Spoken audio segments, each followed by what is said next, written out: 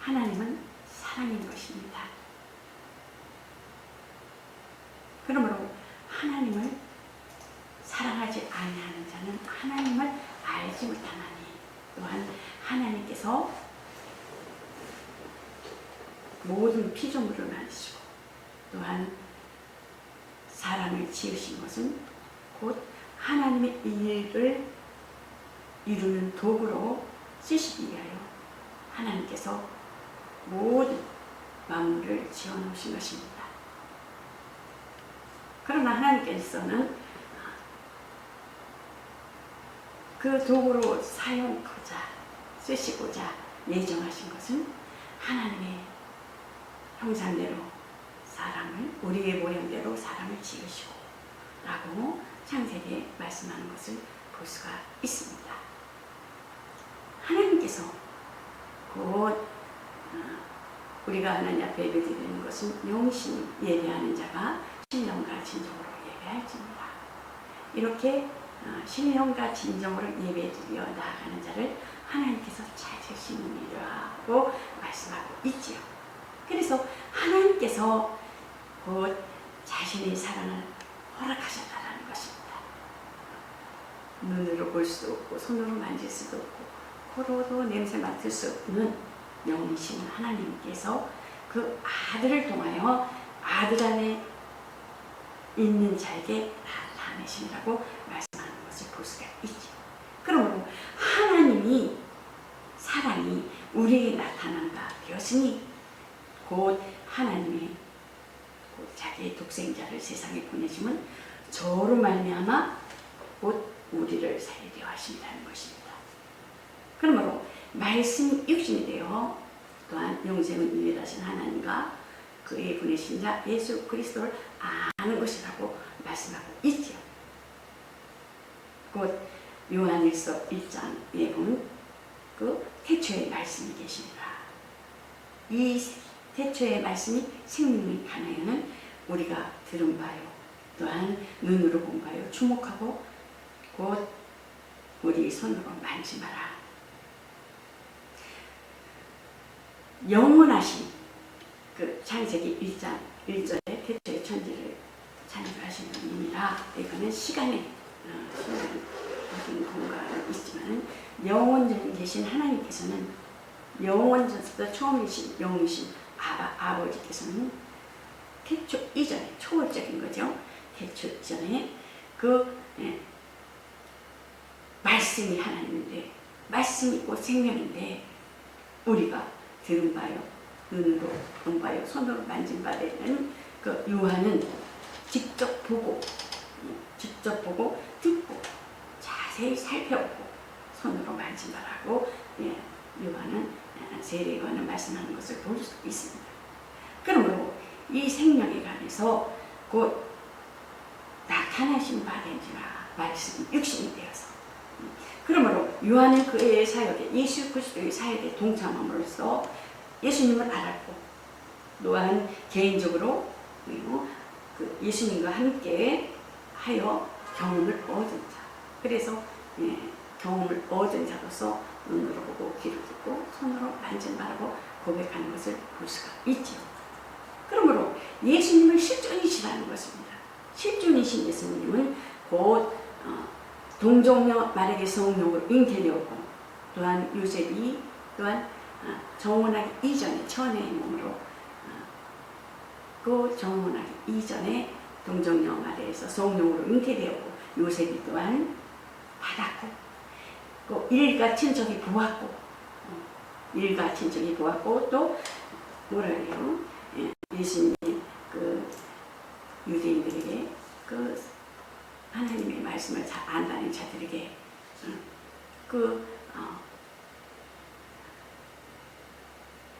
사역에 대해서 일하시고 말씀하실 때에 그들은 뭐라 그래요? 귀신 들렸다고 또 뭐라 그래요? 미쳤다고 돌았다고 그렇게 하는 것을 볼 수가 있어요.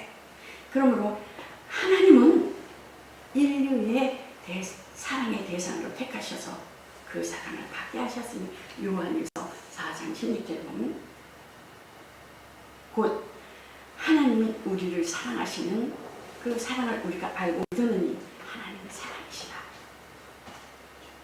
그 세례 요한을 통해서 증명해주고 있는 것을 볼 수가 있어요. 그러므로 사랑 안에 거하는 자는 하나님 안에 거하고 하나님도 그 안에 거하시느니라고 말씀하고 있죠. 그게 예수님께서 이 땅에서 하신 일 작정하시고 하나님께서 계획하시고 작정하신 일을 예수님께서는 전 인류를 대신해서 아담이 하나로 인하여 전 인류가 다 죄인인 것처럼 예수님께서 오셔서 죽으심으로 인해서 또한 사셨고 피를 흘리셨고 사셨습니다. 부활하셨습니다. 그러니까 십자가의 죽음 우리가 어떻습니까? 예수님께서 십자가에 죽으심으로 내 영이 죽었었구나. 내 영이 죽었었구나. 그걸 알고 예수님께서 피를 흘리심으로 그 생명으로 내가 살았구나. 예수님의 그 피로 내가 살았구나. 죄로 인하여 죽었던 자가 내가 살았구나. 또한 예수님께서 부활하심으로 소망 가운데 어떻게 했습니까? 우리가 예수님을 기다리는. 그러므로 세례라는 것은 곧 부활 예수 그리스도의 재림하실 것에 대해서 오실 것에 대해서 그 표라고 말씀하고 있는 것을 볼 수가 있습니다. 그래서 서로 격려하고 위로하라고 말씀하는 것을 볼 수가 있죠. 그러므로 처음부터 끝까지 그 구약 때 하나님 앞에 제사 드릴 때 되면 어떻게 해요? 번제단에서 두 양이나 또한 염소나 소를 가지고 와서 안수하잖아요. 안수해서 하나는 아사세 광야로 보내고 하나는 어떻습니까? 그 번제단에서 잡는 것을 볼 수가 있어요. 칼을 뜨고 피를 흘리고 피를 흘린 거는 양푼에다 담아가지고 또한 담아서 물두멍을 거쳐서 물두멍에서 손을 씻고 또한 성소에 들어가서 떡상에서 떡을 놓고 또한 등불에서 불을 켜고 계속 피를 가지고 들어가잖아요. 번제단에서 잡아서 물두멍에서 성소에서 떡상 불 촛대 있죠. 일곱째 촛대살에 거니시는 예수님 말씀 이거 계시록 보면 있죠. 그 다음에 향을 피우는 것을 계속 피를 가지고 들어가는 것을 볼 수가 있어요. 그 지성소에 들어갈 적에 휘장을 걷고 지성소에 들어가서 하나님께 피를 뿌려서 제사를 드리죠. 그래서 우리가 지금 주의 거룩한 날을 하나님 전제 예배는 꼭 필요하다는 것입니다. 전제 오후에 드려지는 예배를 소제라고 할 수가 있죠. 소제. 전제는 하나님 앞에 예배 드려서 하나님의 받으시는 영광 받으시는 전제며 오후 예배는 하나님 앞에 받은 것에 대해서 하나님께서 주신 축복과 하나님이 주신 그 사랑을 받은 것에 대해서 오후 예배는 감사로 하나님 앞에 영광 돌립니다. 그래서 소제가 될 수가 있죠. 그래서 피는 영원한 것입니다. 피는 우리 영혼을 지켜나가는 것이 곧 피라는 것입니다. 피.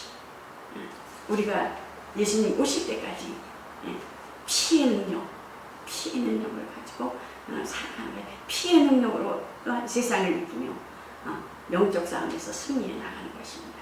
그래서 휘장 가운데로 열어놓으신 새롭고 산 길이요. 휘장은 곧 예수 그리스도의 육체이라고 말씀하는 것을 볼 수가 있어요. 그래서 내 안에 여러분 안에 주신 믿음이 뭐겠습니까? 예수 그리스도의 죽음과 예수님께서 피 흘리심과 부활이라는 것입니다. 그래서 곧 하나님의 사랑을 받은 것은 하나님의 사랑함으로 인하여 그 속에서 온전케 되었나니, 그러므로 성숙되고 변화되고 성화되고 영화로 예수 그리스도의 장성한 분량에 이르기까지 자라야 된다는 것입니다. 하나님 말씀을 지키는 자가 하나님의 사랑을 알고 사랑하는 자요, 하나님의 사랑을 아는 자가 그 안에서 살리라. 그러므로 하나님께서 대한 그 온전한 사랑이 말미암아 어떻게 하기 위해서? 사귐을 갖게 하기 위해서. 사귐을 갖게 하기 위해서. 그러므로 율법의 첫 계명은 어떻습니까? 하나님을 사랑하는 예수님 앞에 율법사가 어떻습니까? 예수님을 시험하시라고 어느 계명이 제일 크니까 율법에서 그랬을 때 예수님이 딱 말씀하신 거예요. 내 온몸을 다하고 내 마음을 다하고 내 목숨을 다하고 내 온 목숨을 다하고 뜻을 다하고 내 온 정신을 다하여 주 너희 하나님을 사랑하라. 이렇게 말씀하는 것을 볼 수가 있습니다. 이스라엘은 어린이들은 어떻습니까? 어린이들은 이 구절을 보면은 자그마한 상자가게 양피티에다가 이 구절을 상자가게 이렇게 놓고 그 종이와 이렇게 연결되게 줄을 매달아서 손목이나 손목이나 이렇게 끈으로 만들어서 이렇게 잡아매가지고 손이나 이마에 그렇게 계시록에 있잖아요. 레위기 있잖아요. 신명기나 그랬잖아요. 그래서 어린이들은 그렇고, 일단 바리새인들은 문 오른쪽에다가 오른쪽 기둥에 이 말씀을 기록한 것을 볼 수가 있어요. 세마라고 그러죠. 그 정도로 철두철미해요. 곧 옛 계명이요, 실이 있는 새 계명이니 하나님을 사랑하는 계명이니 새 계명, 예수님께서 말씀하시기를 새 계명을 너희에게 주노니 서로 사랑하라. 내가 너희를 사랑하는 것 같이 너희도 서로 사랑하라. 7초이시기도 하지만 하나님의 사랑은 예수 그리스도께서 직분으로 오셔서 기름 부은 자로 오셔서 성육신하셔서 인자로 오셔서 십자가에 죽으시기까지 우리를 위하여 사랑하신 그 사랑을 너희도 서로 사랑하고, 사랑해야 할 근본적인 이유는 십자가에서 나를 위해서 돌아가셨기, 나를 죽으셨기, 나를 살리려고. 그러므로 지극히 작은 자에 대해 한 것이 꼭 나에 대해서 한 것이라. 예수를 믿음으로 하나님의 자녀로 인정된 모든 그리스도인을 가리키는 거예요. 내 형제라 그러잖아요. 내 형제라. 예수를 믿는 자들은 같은 형제라 그러는 거예요. 넓은 의미에서는 그리스도와 함께 동참하는 모든 사람을 나타내고 있어요. 형제다. 그리스도 밖에 있는 형제라 그렇지만 그리스도 안에 있는 형제다. 가난하고 병들고 갇힌 자, 가장 작은 자가 내 형제. 예수님께서 고아와 이스라엘은 농사를 지거나 모르는 추수 때 되면 꼭 남겨놓잖아요. 고아와 가부와 나그네를 위해서 남겨놓는 하나님이 그 정도로 고아와 가부와 나그네를 사랑하시고 있어요. 가장 작은 내 형제들이 부르신다는 것입니다. 그런 자들 하나님께서는 동일하게 보시는 것입니다. 예수님께서는 고난당한 자와 늘 함께 하시므로 그들 중 하나에게 행한 것은 곧 주님께 행한 것이 된다. 예수님께서는 보면은 성경에 어떻게 보면 군대 귀신 들어간 자 있잖아요. 군대 귀신 들어간 자를 예수님께서 한 영혼의 천하보다도 귀하게 여기기 때문에 많은 몇 천마리 되는 돼지떼에게 군대 귀신을 넣어서 낭떠러지에 내리달아서 그 영혼을 살리는 것을 볼 수가 있잖아요. 그렇기 그렇기 때문에 하나님께서는 그 정도로 관심은 모든 피조물들이 있지만, 모든 하나님께서 만든 그 생명이 있지만은 특히 영혼을 사랑하는 사람에게, 예수 그리스도를 믿는 자녀들에게 관심이 가는 것입니다. 예수 그리스도를 믿지 않으면 아무리 전쟁이 있고 몇천 명이 죽어나간다 해도 예수 그리스도 밖에서는 하나님의 관심이 없다는 것입니다. 그래서 너희는 온 천하에 다니며 복음을 전하며, 또 하늘나라의 확장에 대해서 예수님께서 내가 전도하라, 내가 병 고치고 죽은 자를 살리고 부활을 살리고 그 모든 저지에서 풀게 한 이유의 목적은 전도하러 왔다라는 것입니다. 그래서 그 새 계명과 옛 계명은 둘은 다르지 아니하신, 새 계명은 최근의 것으로 새롭다는 것이 아니라 낡은 것에 대한 새롭게 혁신되었다는 것이 아니라, 곧 요한복음과 요한일서 1장 요한계시록을 쓴 목적은 수신자들에게 이 말씀을 듣고 말씀을 받은 자들에게 말씀하는 것을 볼 수가 있어요. 그래서 수신자들에게 말씀을 받고 듣는 자들에게로부터 시작하는 것을 볼 수가 있죠.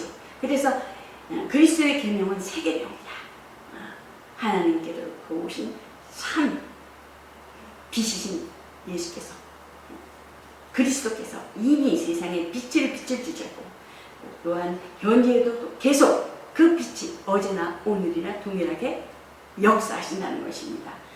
그 빛의 시대가 왔으므로 그 그리스도의 빛 가운데 행해야 하며, 빛 가운데 행하는 것은 새 계명을 지키는 것이라는 것입니다. 아멘. 요한은 새 계명은 곧 예수 그리스도는 참 빛이라는 것입니다. 더 자세히 설명하기 위해서 빛의 반대는 뭐예요? 어둠. 그 다음 사랑의 반대는 뭐예요? 미움. 대조시키고 있는 것을 볼 수가 있죠. 빛 가운데 거한다는 것은 형제 사랑, 형제를 미워하는 것은 어둠에 거하며 마음이 어둡다라는 것입니다. 그러므로 곧 마음이 어둡다, 형제를 사랑하지 않은 계명을 지키지 아니한 것에 예수를 믿는다고 하면서 곧 자기가 어디로 가는지도 알지 못한다는 거예요. 자기가 어디로 갈지도 알지 못하며 어두운 가운데 방황하며 분별치 못한다는 것입니다. 그래서 형제를 곧 넘어지게 하며, 또한 덫이 되게 하며 올가매하게 하며 함장에 걸림돌이 되게 하신다는 거예요. 하나님의 말씀의 계명, 예수를 믿으면서도 의의 병기, 불의의 병기로 쓰임받는 것을 볼 수가 있지요. 이기심, 질투, 곧 분노. 그러나 하나님의 그 사랑의 빛 가운데 거하는 자는 사랑과 빛, 이렇게 또 짝을 지어서 말씀하는 것을 볼 수가 있죠. 곧 육신의 정욕과 안목의 정욕에 이상의 자랑이 있어서 죄도 짓지 아니할 뿐더러 다른 사람에게도 곧 죄에 빠뜨리지 않는다는 것입니다. 말씀이 있기 때문에, 그것에 생명이 있기 때문에, 성령이 역사하시기 때문에 곧 빛의 자녀. 예수님이 오셔서 그 제자들이 발을 씻기잖아요. 그러니까 베드로가 온몸을 다 씻겨달라니까 예수님은 뭐예요? 발만 씻겨도 온몸을 다 씻은 것 같다. 그것은 곧 뭐겠습니까? 너희는 용서함 받았다는 거예요. 단번에 예수 그리스도로 인하여. 그래서 선악을 알게 하는 나머지 지혜, 양심의 법과 율법은 권능은 죄요, 죄의 권능은 뭐겠습니까? 죄의 삭은 사망이라고 했습니다. 그래서 곧 회개했으면 우리가 날마다 살아가는 것에서 오류를 범할 수가 있잖아요. 회개하시면 죄에 대해서 잊어버리라는 거예요. 잊어버리라는. 하나님께서는 기억지 아니하신다는 거예요. 예수님께서 단번에. 그러니까 다윗은 죄 짓고 어떻게 돼요? 예수님 오기 전이니까 침상에 젖도록 회개했잖아요. 침상에 젖도록 회개하고. 이 죄는 기억이 사라지지를 않아요. 죄는 새롭게 계속 나는 거예요. 자꾸만. 그래서 기억나지 않은 기억나는 거는 믿음이 있는 거 없는 거예요. 죄에 대해서 믿음 없는 거예요. 하루하루에 오류에 범한 것은 빨리 회개하고 빨리 잊어버리는 거예요. 예수라는 이름이 뭐겠어요? 구원의 이름이요, 해방이요. 아까 목사님 말대 목사님 옷 잠깐만 잔치를 앞에 담그지 마세요. 예수님이 자유함을 주시는데 그렇게 잘못돼요. 진짜 자유함을 주셨어요. 맞아요.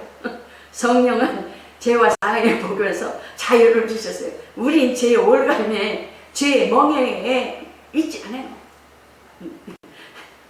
율법과 양심의 법에서 제발 너희는 뭐라 그랬어요? 11절 나는 마음이 온유하니 겸손하니 나의 멍에를 메고 내게 배우라. 그리하면 너의 마음을 힘을 얻으리라. 수고하고 무거운 짐진 자들아 내게로 오라. 내가 너희를 쉬게 하리라. 양심의 법에서 양심의 법에서 선악을 알게 하는 나무 지혜와 율법 거기서 매어 있지 말라는 거예요. 매어 있으면 저주가 마귀는 어떻게 했습니까? 마귀는 계속 우리의 죄를 갉아먹기 위해서 죄를 자꾸만 짓게 해서 심판받기 위해서 누구예요? 하나님 앞에 대서하는 거예요. 마귀는 고발하고 고소하고 하나님 죄인 아닙니까? 죄인 아닙니까? 우리는 죄인 아니에요. 예수님께서 죄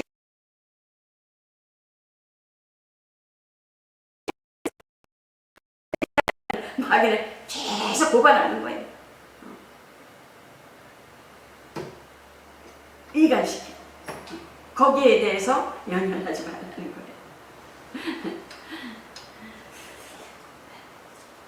죄인은 뭐겠어요? 죄는 죄의 그 뜻은 노예. 노예. 죄인입니다. 죄의 노예입니다. 우리는 누구한테 해방됐어요? 했어요. 예수님께서 그 이름으로 인하여. 그래서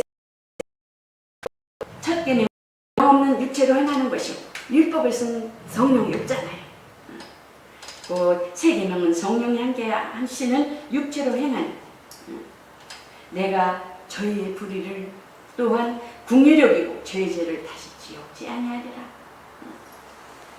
성령으로 하지 않거나 아버지라 할 수 없고 주시라 할 수 없다 그랬잖아요. 율법으로 자꾸만 해. 영은 보이지 아니하는 영적은 너 죄인인데 그래. 그 양심에 꺼려서 자기 몸을 그냥 아끼지 아니하고 그렇잖아요. 언제 구원받을 것이냐는 거야. 맨날 회개만 하면. 율법 아래에 있었어. 종의 영을 받은 자. 종의 영. 하갈은 뭐예요? 하갈. 아브라함의 종이잖아요. 사라의 종을 통해서 이스마엘을 낳잖아요. 시내산에서 율법을 받았잖아요. 약속의 자녀는 누구겠어요? 그 본처 사라에서 난 그 이삭이잖아요. 이삭은 약속의 자녀잖아요. 철장을 부수리며 철장을 부수릴 자가 오리라 그러잖아요. 그러니까 예루살렘에서까지 가잖아요. 약속으로. 가나안까지 결국은 예루살렘에 예수님께서 오시는 것을 볼 수가 있어요. 예수님께서 오셔서 직접 그 율법을 행하시잖아요. 실천하시잖아요. 그러므로 곧 새 언약은 예수님께서 오셔서 네 죄가 죽었다. 네 죄가 죽었다. 주는 그리스도시요 살아계시는 하나님의 아들입니다. 신앙 고백을 합니다. 우리의 소망은 어디에 있다고요? 부활에 있다라는 것입니다. 우리를 데리러 오신다. 제가 항상 말씀하시죠. 강하고 담대하라. 세상 끝날 같이 내가 너희와 함께 하리라. 내가 너희를 영적 부하와 같이 버려두지 아니하리라. 그러므로 곧 세상 사는 동안 하루하루 오류가 있는 것은 즉시 회개하라는 것입니다. 곧 예수 그리스도께서 주시는 멍에는 쉬고 가볍다라는 것입니다. 수고하고 무거운 짐진 자들아 다 내게로 오라. 그러므로 필요하고 이런 율법에서 뭐죠? 막 지키려고 하니까 말씀대로 막 지키려고 하니까 그러나 새 계명은 자원함으로, 기쁨으로, 사랑함으로, 하나님을 사랑함으로, 하나님을 사랑하는 거예요. 자원함으로, 기쁨으로, 사랑함으로. 남편을 사랑하는데 남편이 명령하에 의해서 명령으로 인하여 여러분들 남편을 뭐 밥도 차려주고 밥합니까? 사랑하니까. 사랑하니까 밥 차려주고, 남편이 이쁘면 어떻게 해요? 국도 막 더 올라가고 반찬도 더 올라가고 그러잖아요. 사랑에는 거짓이 없어요. 사랑하니까. 아주 남편을 위해서 죽으라 하면 죽잖아요. 아주 최대한. 왜? 영혼을 사랑하니까. 하나님 사랑. 그러므로 예수님께서 제자들에게 발을 씻기신 것 같이 너도 내가 너에게 본을 보였느니 내가 한 것처럼 너희도 이렇게 행하라. 유대인들은 고르반 그러죠. 제도를 만들어서 부모에게 효도하라는 계명을 교묘하게 피하고 나가는 것을 볼 수가 있어요.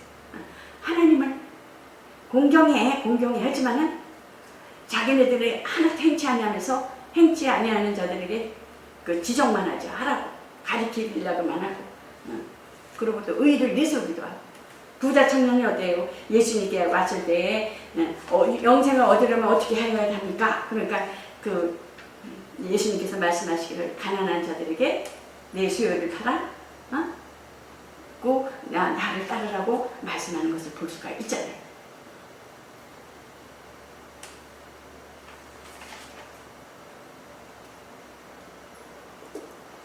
이 젊은이가 예수님 앞에 왔을 적에는 자기고 부자고 자기 힘으로 또한 돈으로 영생 얻을 줄 생각한 거예요. 어떻게 영생을? 부자 청년은 율법을 다 지켰다고 했어요. 예수님. 율법을 다 지키면은 육적인 구원을 받아요. 육적이 잘 되고 부자가 되고.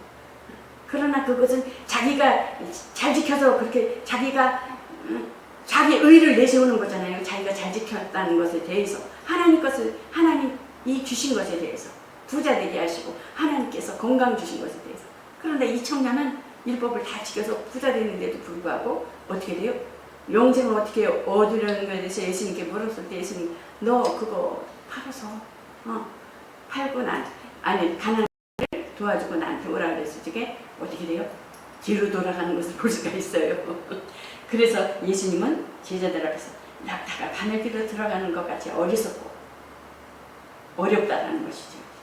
물질이나 구원받는 것에 있어서 절대적인 주권에 하나님이 의해지만은 행해지지만 예수님을 따르는 것에 대해서는 그 마태가 어떻습니까? 마태도 그렇고 마태도 그렇고 삭개오도 그렇고 바라바 같은 사람들 자기의 재산과 명예를 포기한 채 예수님 그리스도를 따름으로 위대한 그리스도인이 되게 하신 것을 볼 수가 있습니다. 그리스도께서 우리로 자유케 하려고 자유를 주셨습니다. 해방해 주셨습니다. 그러므로 굳세게 서서 곧 자신의 종의 명예를 내지 말고 곧 그리스도로 받은 자유를 지킬 것과 그리스도인의 실천, 강령과 함께 행동 원리를 구체적으로 예수 그리스도의 본을 따라서 성령의 지시하에서 성령으로 인하여 곧 화평교회는 종의 명예를 벗고 무거운 짐진자들아 다 내게로 오라. 내가 너희 마음의 힘을 얻게 하리라. 내 짐은 가볍다. 온유하고 겸손하니 내게 배우라는 것입니다. 그러므로 성령으로 그리스도의 멍에를 누리는 저와 여러분이 되시기를 예수 그리스도의 이름으로 축원합니다. 이것으로 말씀을 마치겠습니다.